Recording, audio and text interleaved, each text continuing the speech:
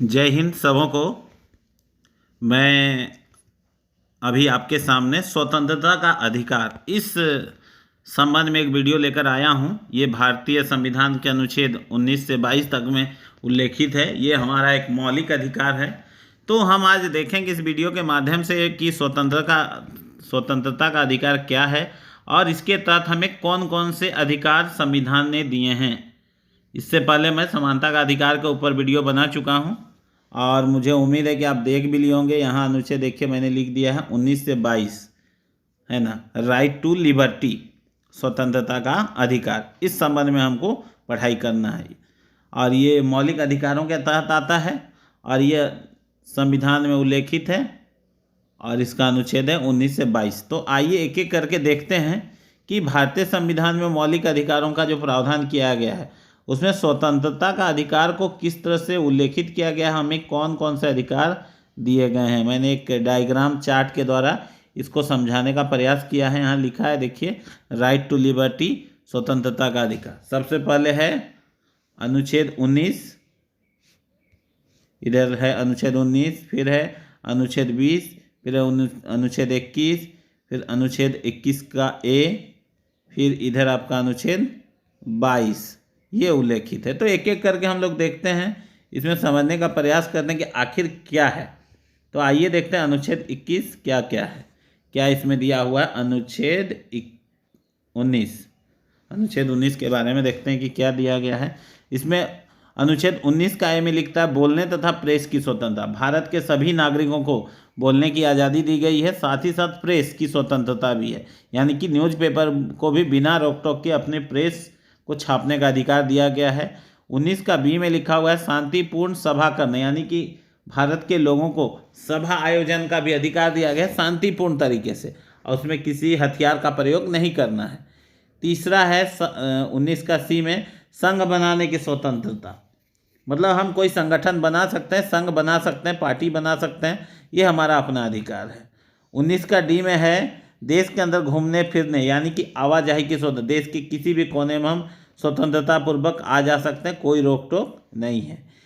अगला है 19 का ई में, देश के किसी भी हिस्से में बसने की स्वतंत्रता, मतलब देश के किसी भी हिस्से में हम बस सकते हैं। पहले जम्मू कश्मीर राज्य एक विवादित राज्य था, जिसके जहाँ बसना मतलब वो नियम नहीं था, वहाँ का संविधान ही था कि हम वहाँ नहीं, लेकिन अनुच्छेद 370 हटने के बाद अब जम्मू कश्मीर में भी बसा जा सकता है। तो देश के किसी भी हिस्से में बसने की स्वतंत्रता है। 19 का एफ है, व्यापार चलाने की स्वतंत्रता, यानी कि जीविकोपार्जन के लिए, अपनी जीविका चलाने के लिए हम कहीं भी रहकर अपना व्यापार धंधा पानी शुरू कर सकते हैं। तो यही है अनुच्छेद 19 के बारे में जो बतलाया गया है, जिसमें बोलने की स्वतंत्रता है, शांतिपूर्ण सभा करने की स्वतंत्रता है, संघ बनाने की स्वतंत्रता है, देश के अंदर घूमने फिरने की स्वतंत्रता है, देश में कहीं भी बसने की स्वतंत्रता और व्यापार चलाने की स्वतंत्रता हमको मौलिक अधिकारों के तहत प्राप्त है। अब हम लोग देखेंगे अनुच्छेद 20। अनुच्छेद 20 यहाँ मैंने लिख दिया है। अनुच्छेद 20 में हमने हेडिंग दिया है, अपराधों के दोष सिद्धि के संबंध में। अगर कोई व्यक्ति अपराधी घोषित होता है तो उसके पास क्या क्या कंडीशन है, वो क्या करेगा, उसके ऊपर कौन कौन से कानून लागू हैं और क्या करना है, इसके संबंध में आइए हम लोग देखते हैं। इसमें 3 मुख्य बातें हैं। पहला है, किसी भी व्यक्ति को एक अपराध के लिए एक बार ही सज़ा मिलेगी। अगर कोई व्यक्ति अपराध करता है तो उस अपराध के लिए एक बार ही उसको सज़ा प्राप्त होगी या मिलेगी। दूसरा मैंने लिखा है, अपराध के समय जो कानून होगा उसी के तहत सज़ा मिलेगी। तो जो व्यक्ति अपराध करेगा, जैसे अभी कोई अपराध किया तो अभी जैसा कानून है उसी के तहत उस व्यक्ति को सज़ा मिलेगी, ना कि बदल बदल कर हम उसको सज़ा देंगे। तीसरा हमने लिखा है अनुच्छेद 20 में, किसी भी व्यक्ति को स्वयं के विरुद्ध गवाही देने के लिए मजबूर नहीं किया जा सकता। किसी को भी मतलब गवाही देने के लिए मजबूर नहीं किया जा सकता, वो स्वतंत्र अपने विचार को रखने के लिए। तो यही है दो अपराधों के दोष सिद्धि के संबंध में जो कंडीशन, उसमें 3 कंडीशन है। एक अपराध के लिए एक बार ही सज़ा मिलेगी, जो कानून होगा उसी के तहत सज़ा मिलेगी, और किसी भी व्यक्ति को स्वयं के विरुद्ध गवाही देने के लिए मजबूर नहीं किया जा सकता। 1 2 3 ये 3 कंडीशन अनुच्छेद 20 में याद रखेंगे आप लोग। अब हम लोग आते हैं अनुच्छेद 21 में आते हैं। अनुच्छेद 21 में जीवन जीने की स्वतंत्रता, हर व्यक्ति को अपना प्राण या जीवन जीने की स्वतंत्रता दी गई है, उसको कोई छीन नहीं सकता है। हर व्यक्ति को जिंदा रहने का अपना अधिकार है। ये हो गया जीवन जीने की।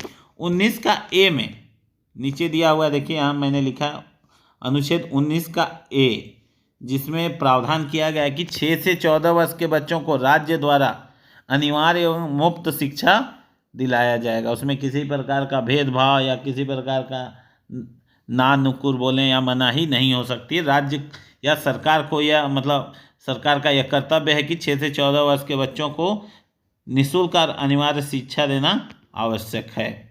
अब हम देखेंगे बच्चों अनुच्छेद 22 के बारे में। अनुच्छेद 22 जिसमें भी 3 कंडीशन है। अनुच्छेद 22 में 3 बातों का ये दिया गया है। अगर किसी व्यक्ति को, किसी अपराधी को हिरासत में ले लिया गया तो उसके ऊपर वो क्या ले सकता है, क्या उसके अधिकार हैं, वो हमको जानना आवश्यक है। अनुच्छेद 22 आइए देखते हैं एक एक करके।